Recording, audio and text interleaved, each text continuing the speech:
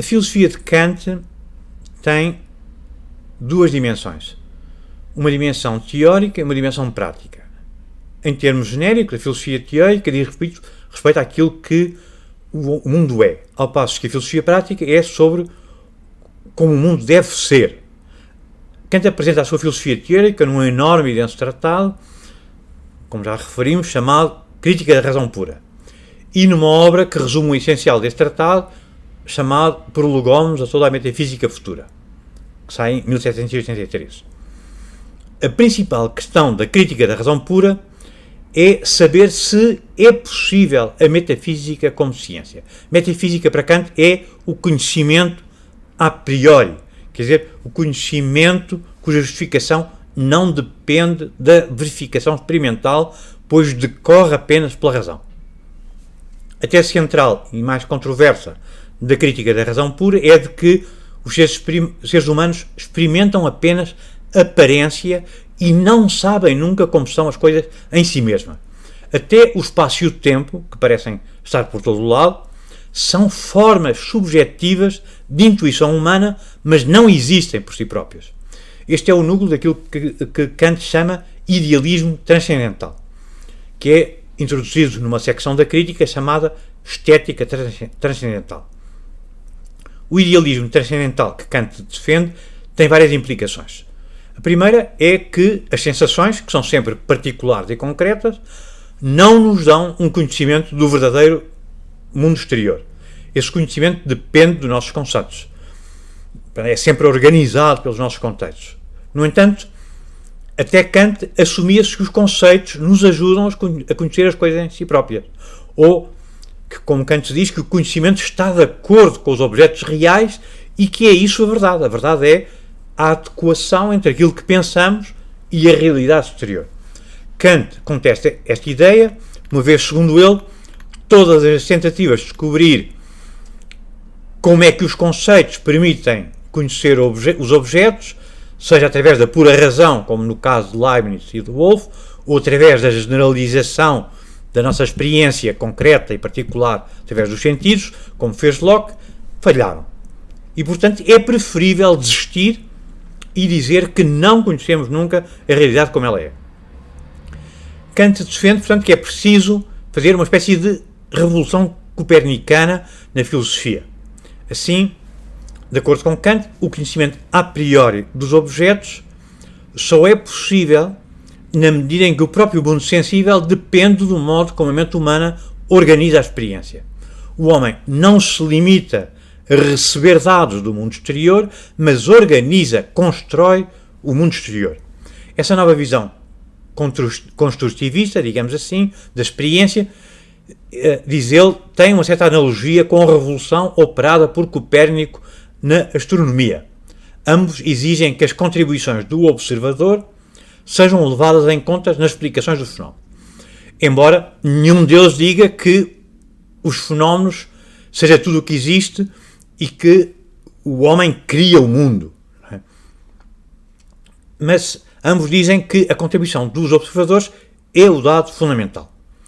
Para Kant, os objetos da experiência humana, entendidos como fenómenos e não como coisas em si próprias, ou númenos, dependem dos dados sensíveis que recebemos passivamente, quer dizer, sem esforço, através da sensibilidade, recebendo, moldando-nos, mas também da maneira como a nossa mente processa ativamente esses dados de acordo com as próprias regras que estão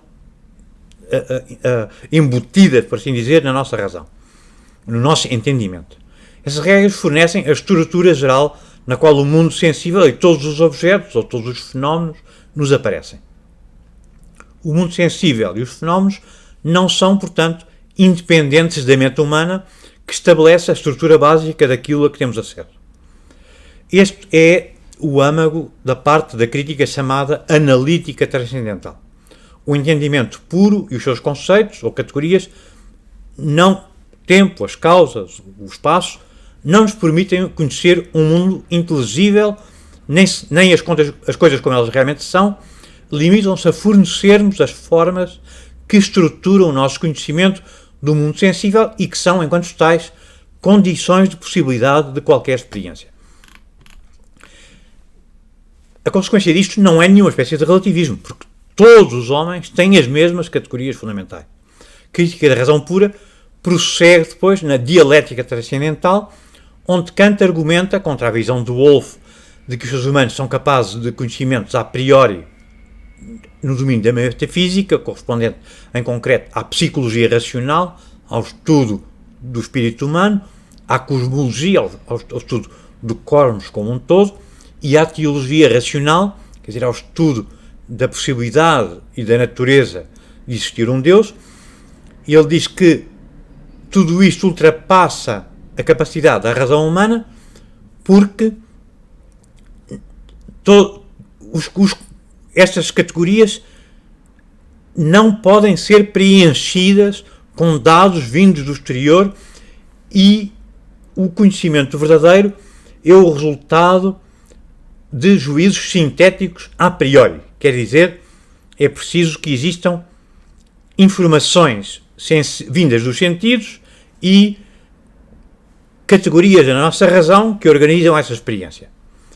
Ora, não é possível fazer essa espécie de afirmações sobre coisas que nós não podemos ver. Nós nunca vemos o cosmos no seu todo. Está fora do nosso alcance, obviamente, ver Deus, e nem sequer temos consciência da mente humana no seu todo. Não sabemos se existe, por exemplo, vida depois da morte.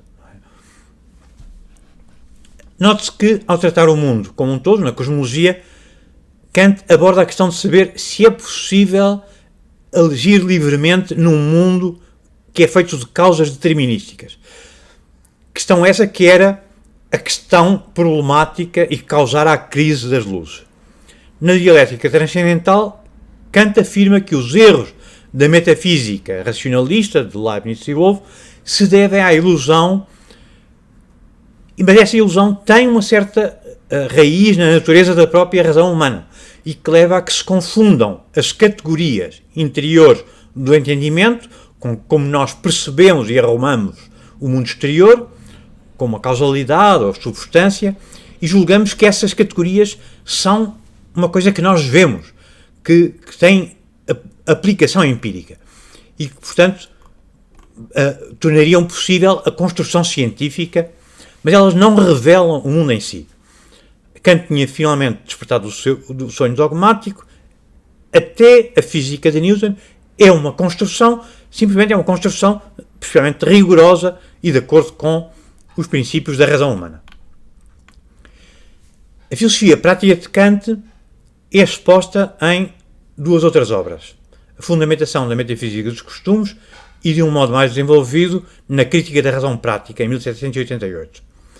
Tal filosofia parece decorrer da mesma visão construtivista da experiência, segundo a qual o entendimento humano é a fonte das leis gerais da natureza.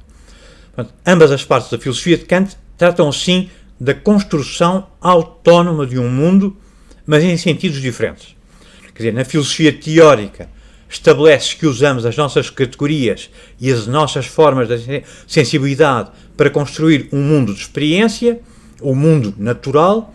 Na filosofia prática mostra-se que usamos a lei moral para construir um mundo moral ou um reino dos fins que orienta a nossa conduta. O idealismo transcendental é, pois, a moldura através da qual essas duas partes da filosofia de Kant se juntam, se ligam entre si, e a sua característica fundamental é a autonomia. Autonomia significa, literalmente, dar a lei a si própria. Autos, a si mesmo, nomos, lei ou convenção. Do ponto de vista de Kant, o nosso entendimento fornece as leis que constituem a estrutura a priori da nossa experiência. O nosso entendimento não fornece a matéria ou o conteúdo dessa própria experiência, mas fornece a estrutura formal básica através da qual nós experimentamos qualquer objeto recebido através dos sentidos. Do mesmo modo, a filosofia moral de Kant também é baseada na ideia da autonomia da razão, que é a fonte dos princípios morais ou da lei moral. Kant defende que existe um único princípio fundamental da moralidade, no qual todos os deveres mais morais concretos são baseados, e a esse princípio chama-lhe imperativo categórico. A lei moral, portanto, é um produto da razão, tal como as leis básicas da natureza são um produto do nosso entendimento. Da lei moral derivamos outros imperativos, outros deveres que ditam como devemos agir em situações específicas.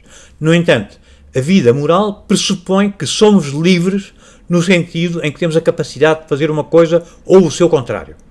E isso é problemático, dado que o mundo físico parece regido ou organizado por nós, de acordo com a causalidade, não se percebe bem como é que isso acontece. Com efeito, Kant tinha, na crítica da razão pura, negado a possibilidade de um conhecimento teórico sobre aquilo que não temos experiência sensível, nomeadamente o mundo como totalidade, o destino da alma e Deus. Mas isso, para Kant, não significa que não é possível provar a existência de liberdade no mundo. Mesmo sem ter um conhecimento teórico sobre a liberdade, temos ao menos uma justificação prática para a crença de que somos livres, neste sentido, porque temos consciência de que a lei moral nos obriga ou que tem autoridade sobre nós. Kant chama a esta consciência moral o facto da razão e insiste que ela é inegável, a priori e inevitável. Quer dizer, sem ele não podíamos construir a nossa razão prática. A razão prática não podia existir.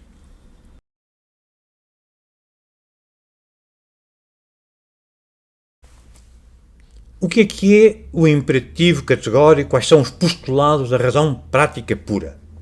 Tanto na fundamentação da metafísica da moral, ou da metafísica dos costumes, que às vezes se traduz, como quando tinha já feito na crítica da razão prática, Kant explica detalhadamente que a moralidade e a liberdade se implicam reciprocamente. Em primeiro lugar, decorre da ideia básica de ter um desejo que, agir de alguma forma, é atuar segundo um princípio, a que Kant chama máxima. Uma máxima é uma regra subjetiva da ação. Diz o que temos que fazer e porquê. Em segundo lugar, Kant distingue entre dois tipos de princípios ou regras que nos podem levar a agir. Esses princípios podem ser ou formais ou princípios materiais. Os princípios materiais estabelecem o que Kant chama imperativos hipotéticos. Um imperativo hipotético pressupõe uma certa inclinação, um certo desejo sensível que indica que tenho que agir de uma certa maneira para satisfazer essa inclinação ou esse desejo e assim ser mais feliz ou ter mais prazer. Quer dizer, os imperativos hipotéticos não têm em si a sua finalidade, mas fazem sentido em função de um fim que é a felicidade ou o prazer. Em contraste com os princípios materiais, os princípios formais descrevem como se deve agir sem fazer referência a nenhuma inclinação ou desejo sensível. Não quer dizer que não sejam acompanhados por desejos sensíveis, mas quer dizer que não dependem deles. Eles correspondem a um tipo diferente de imperativo, a que Kant chama imperativo categórico. O imperativo categórico ordena incondicionalmente, portanto, não depende da finalidade que queremos prosseguir, uma certa ação, independentemente de quais sejam os meus objetivos ou as minhas inclinações.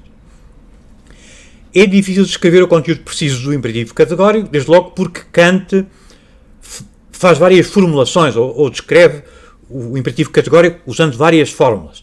A fórmula inicial é mais ou menos esta. Age apenas de acordo com aquelas máximas que desejarias que fossem ao mesmo tempo uma lei universal.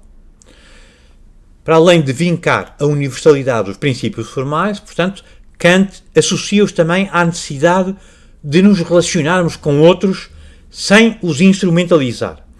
Quer dizer, se nós desejaríamos que elas fossem uma máxima universal, quer dizer que estamos relacionados com os outros, mas devemos tratá-los como um fim em si mesmo. Senão, seria também um imperativo condicional, um imperativo hipotético. Daí a sua segunda formulação, que se pode traduzir mais ou menos à letra como age de tal maneira que usa a humanidade, tanto na tua pessoa como na pessoa dos outros, sempre ao mesmo tempo como fim e nunca só como meio. Mas ele não diz que as outras pessoas não podem ser um meio para nos educarmos, ou para... Não, mas diz é que nós temos que agir como se aquela pessoa fosse um fim. E temos que agir sobre nós próprios também como se nós fôssemos o nosso fim. Kant também associa o imperativo categórico à ideia de um reino dos fins.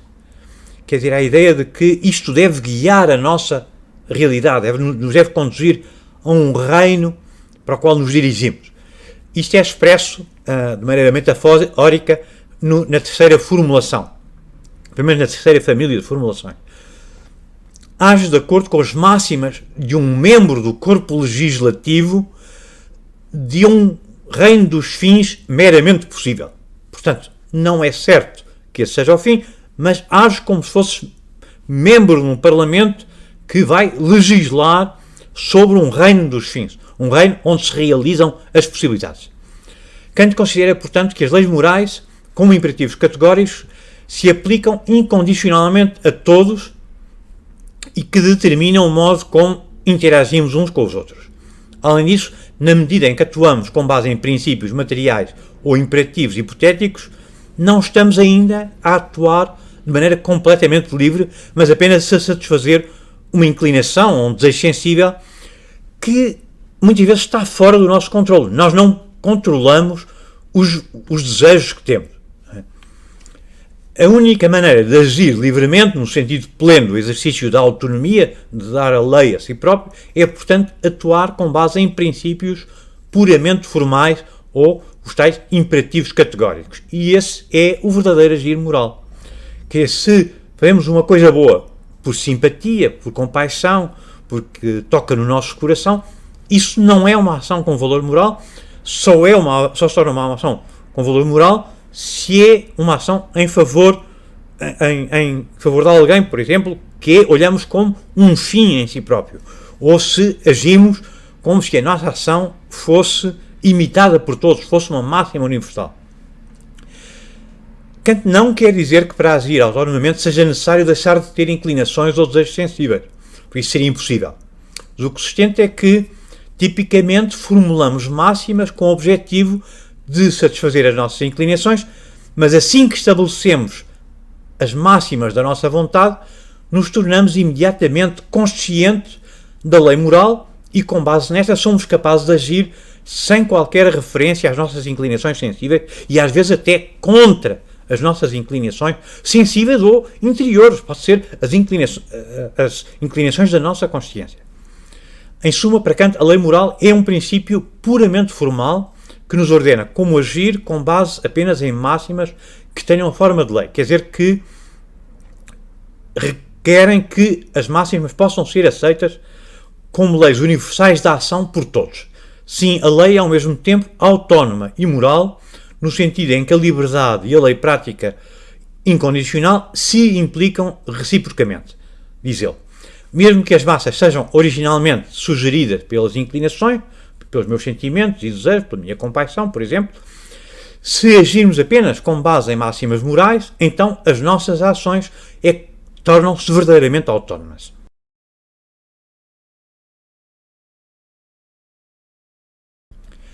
Apesar de Kant ter descartado a especulação metafísica sobre Deus, a alma e o mundo, no domínio prático ele argumenta que só podemos cumprir o nosso dever e promover o bem supremo se acreditarmos na imortalidade da alma e na existência de Deus, pois só isso nos permite garantir que alguma vez se alcança esse supremo bem. A coincidência entre virtude e felicidade é impossível, ou seria impossível, a menos que tenhamos como postulado a existência de uma causa da natureza, distinta da natureza, que contém o fundamento dessa ligação entre virtude e felicidade. Ou seja, a correspondência exata da felicidade com a moralidade. Não acontece como para os antigos que a recompensa da virtude, da excelência, está em si própria e nos leva a realizarmos. Não. Para Kant é preciso que exista uma recompensa depois da morte para um comportamento duro, difícil, do dever, independentemente das inclinações.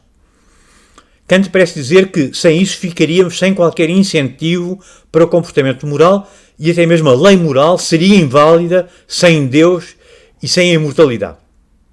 Kant mais tarde corrige essa visão, afirmando que antes que a lei moral continuaria válida e forneceria a qualquer ser racional um incentivo suficiente para agir por dever. No entanto, sem Deus e sem a imortalidade da alma, seríamos incapazes de agir como seres racionais. Pois, segundo Kant, é uma condição da razão que os princípios especulativos e imperativos não se contradigam. E a única maneira de evitar a contradição, de conseguir a coerência entre a razão especulativa e a razão prática, é afirmar que os postulados da razão prática pura, que têm primazia sobre a relação especulativa, são reais. Desta maneira, Kant salva, através da razão prática, aquilo que tinha posto em causa pela razão especulativa, nomeadamente a moralidade e a religião.